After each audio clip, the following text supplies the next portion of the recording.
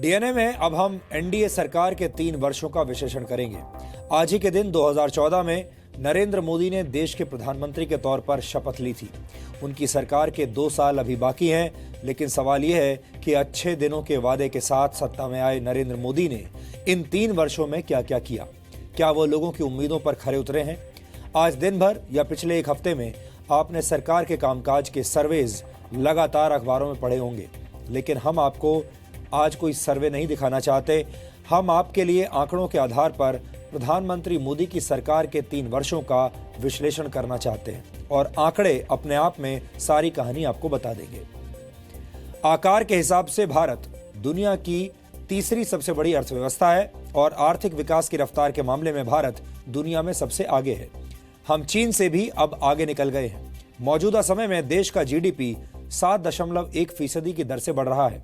देश में विदेशी कंपनियां खूब पैसा भी लगा रही हैं। सरकार ने पाकिस्तान में घुसकर सर्जिकल स्ट्राइक की है, काले धन के खिलाफ नोटबंदी का फैसला लिया और देश में वीआईपी कल्चर खत्म करने के लिए लाल बत्ती भी बैन कर दी गई। इसके अलावा सरकार 1 जुलाई से पूरे देश में एक जैसी टैक्स प्रणाली यानी जीएसटी भी लागू करने वाली है। देश के 109 शहरों को बेहतरीन सुविधाओं के साथ स्मार्ट सिटीज भी बनाया जा रहा है। देश का आम आदमी दिन भर इन बातों को सुनकर खुश होता है, लेकिन दिन खत्म होने पर वो एक बात जरूर सोचता है कि इन आंकड़ों के बीच वो कहां पर खड़ा हुआ है। पिछले 3 वर्षों में कई काम पूरे हुए हैं, लेकिन कई काम अभी पूरे होने बाकी भी हैं। यानी बहुत कुछ हुआ है, लेकिन अभी बहुत कुछ होना बाकी है। अब हम अलग अलग आंकड़ों की मदद से ये समझने की कोशिश करेंगे कि 3 साल में भारत की स्थिति में क्या क्या बदलाव आए हैं। सबसे पहले हम आपको दुनिया के अलग अलग मापदंडों पर भारत का स्कोर दिखाना चाहते हैं। सबसे पहले भ्रष्टाचार, जो भारत की एक बहुत बड़ी समस्या है और भारत का एक बहुत बड़ा मुद्दा है। 3 वर्ष पहले 2014 में ग्लोबल करप्शन बैरोमीटर में भारत 85वें नंबर पर था और 3 वर्ष के बाद स्थिति थोड़ी बेहतर हुई है और आज हम इस इंडेक्स में 79वें नंबर पर हैं। इस इंडेक्स में जो देश जितना कम भ्रष्ट होता है उसकी रैंक उतनी ही ऊपर जाती है। इसी तरह से ग्लोबल इनोवेशन इंडेक्स में 3 वर्ष पहले हम 76वें नंबर पर थे, लेकिन 2017 में हमारी स्थिति अब सुधरी है और अब हम 43वें नंबर पर हैं। यानी हमारे देश में नई नई खोज हो रही है। इसी तरह से भारत में व्यापार करने का माहौल सुधरा है। 3 वर्ष पहले ईज ऑफ डूइंग बिजनेस की लिस्ट में हम दुनिया में 142वें नंबर पर थे, लेकिन अब हम 130वें नंबर पर हैं। हालांकि ये रैंक उम्मीदों से अभी भी कम है। ग्लोबल हैप्पीनेस इंडेक्स में भारत की स्थिति थोड़ी खराब हुई है। 2014 में हम दुनिया में 117वें नंबर पर थे, लेकिन अब 122वें नंबर पर हैं। यानी भारत के लोगों की खुशियां कुछ कम हुई हैं।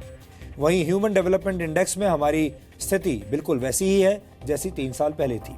3 साल पहले भी हम दुनिया में 131वें नंबर पर थे और आज भी हम वहीं हैं।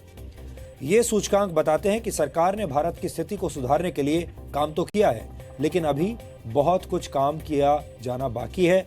या आप ये भी कह सकते हैं कि अब तक जो सरकार ने काम किए हैं उन कामों के, उन कार्यों के नतीजे आने अभी बाकी हैं, यानी नतीजे आने में थोड़ा सा समय लगेगा। अब जरा ये समझिए कि पिछले 3 वर्षों में देश के आर्थिक और सामाजिक हालात में क्या क्या बदलाव आया। मई 2014 में भारत का विदेशी मुद्रा भंडार 21 लाख करोड़ रुपए का था, जो 2017 में बढ़कर 24 लाख करोड़ रुपए का हो गया। 2014 में देश की जीडीपी ग्रोथ रेट 6.5% थी, लेकिन अब ये 7.1% की रफ्तार से बढ़ रही है। मई 2014 में सेंसेक्स 25,376 पर था, लेकिन आज सेंसेक्स ने नई ऊंचाई छुई है और 31,000 के पार पहुंच गया है। इसी तरह से एफडी यानी फिक्स्ड डिपॉजिट में ब्याज दरों में कमी आई है।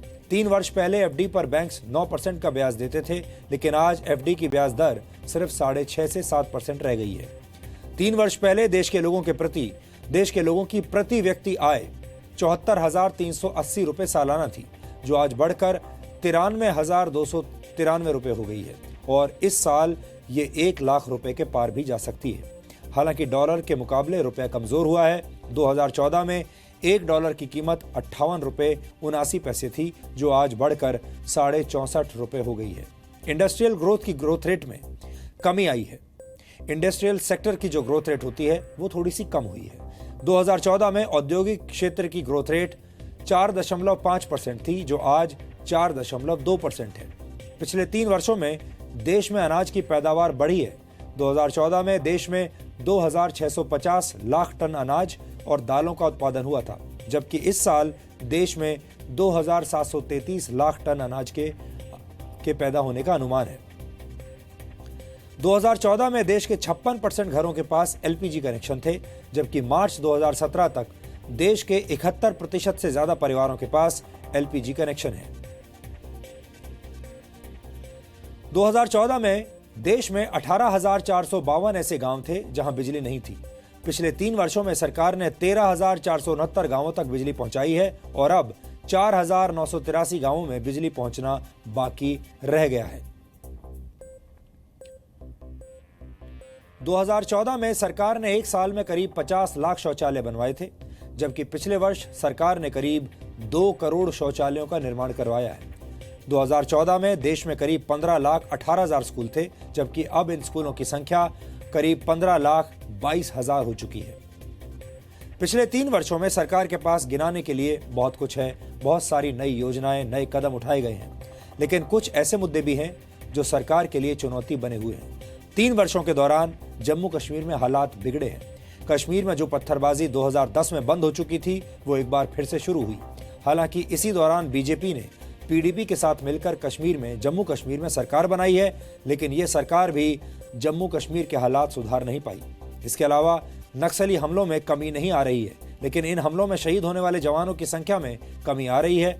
2010 से लेकर 2013 के बीच देश में हुए नक्सली हमलों में सुरक्षा बलों के 610 जवान शहीद हुए थे, जबकि 2014 से लेकर 2017 तक सुरक्षा बलों के 271 जवान शहीद हुए। पाकिस्तान के अलावा चीन भी भारत सरकार के लिए एक बड़ा सिरदर्द बना हुआ है। एनएसजी यानी न्यूक्लियर सप्लायर्स ग्रुप में एंट्री के लिए भारत को अभी और मेहनत करनी होगी। सरकार ने हर साल 2 करोड़ युवाओं को नौकरी देने का वादा किया था, लेकिन रोजगार के मौके बढ़ाने में सरकार उतनी सफल नहीं रही। पिछले वर्ष सिर्फ 2,13,000 लोगों को ही नौकरी मिली है। उम्मीद है कि मेक इन इंडिया जैसी अलग अलग योजनाओं से ये समस्या कुछ कम होगी। इसके अलावा विदेशों से काले धन को वापस लाने के मुद्दे पर भी अब तक बहुत बड़ी सफलता हाथ नहीं लगी है। हालांकि नोटबंदी जैसे फैसलों का बहुत बड़ा असर देखने को मिला है। हालांकि महंगाई कागजों पर तो कम हुई है, लेकिन आम लोगों के लिए महंगाई शायद कम नहीं हुई। 3 वर्षों में महंगाई दर 9.4% से घटकर 4.5% हो गई है, लेकिन आम लोगों को महंगाई से निजात नहीं मिल रही है। आम लोगों के लिए दूध, सब्जी, तेल और अनाज के दाम बढ़ते गए हैं। 3 वर्षों में देश कितना बदला ये तो हमने आपको बता दिया, लेकिन ये 3 वर्ष भारतीय जनता पार्टी के विकास के लिए भी बहुत अहम रहे। अब आपको हम देश का पॉलिटिकल मैप दिखाते हैं, जिससे आप ये समझ जाएंगे कि देश राजनीतिक तौर पर कितना बदल चुका है। 26 मई 2014 को जब प्रधानमंत्री मोदी ने शपथ ली थी, तब 7 राज्यों में भारतीय जनता पार्टी की सरकार थी। इस नक्शे पर नारंगी रंग में आपको वो राज्य दिखाई दे रहे हैं जहां उस वक्त बीजेपी की सरकार थी, जबकि आज 3 वर्षों के बाद 2017 में 17 राज्यों में भारतीय जनता पार्टी और उनके सहयोगियों की सरकार है।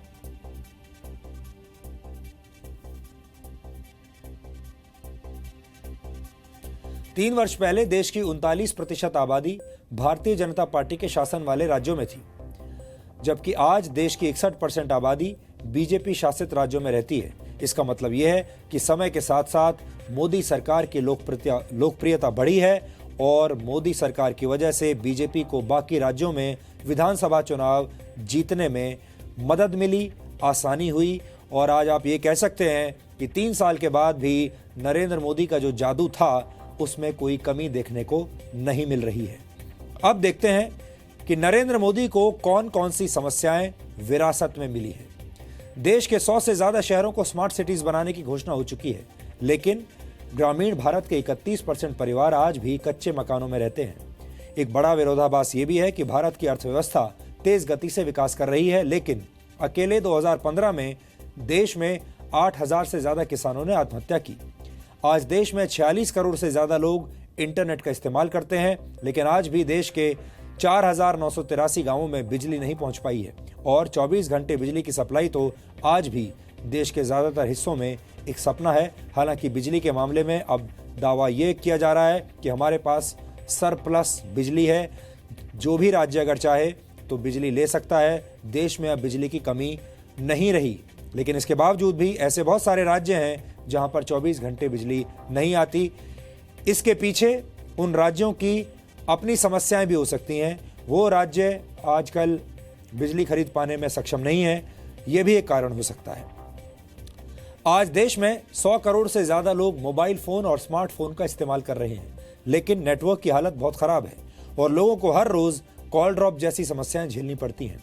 आज भारत का विदेशी मुद्रा भंडार 24,20,000 करोड़ रुपए है, लेकिन ग्रामीण भारत के 75% परिवारों की मासिक आय 5,000 रुपए से भी कम है, यानी करीब 166 रुपए प्रतिदिन।